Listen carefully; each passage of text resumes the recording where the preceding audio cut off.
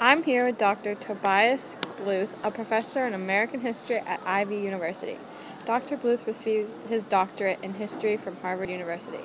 He recently studied the Strategic Defense Initiative, an event that occurred during his childhood.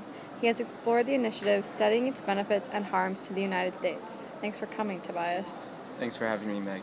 So, Tobias, having conducted your research at Harvard and in Washington, D.C., how has the whole research experience been? The research went great.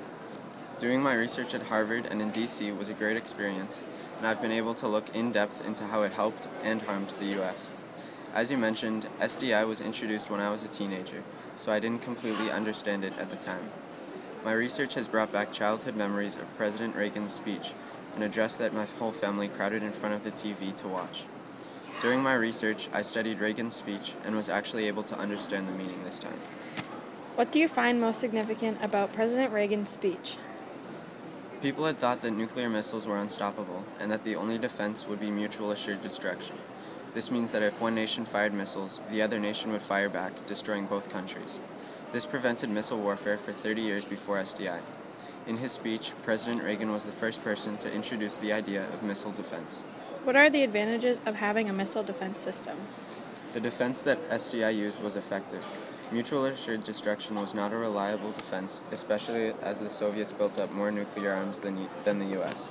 A defense system could deflect missiles, which would make the Soviets' missiles insignificant.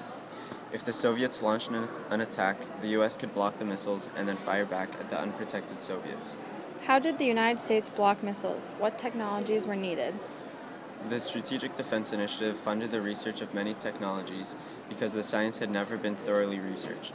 SDI paid scientists and university professors to develop lasers, supercomputers, and X-ray machines. Sounds expensive. How much money did the government put into SDI? It was expensive. Over the 5 years that it ran, SDI was given $30 billion.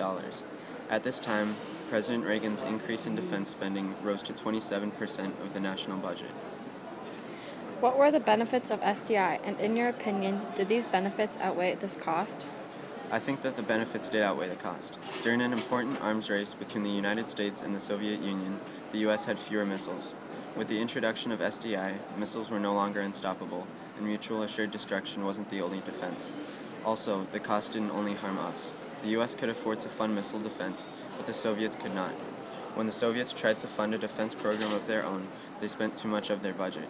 Not long after its economic collapse, the Soviet Union failed to maintain communism and divided into independent states. Dr. Booth, thank you for your time. I've learned a lot about the Strategic Defensive Initiative, and I'm sure our listeners have too. Thanks for having me.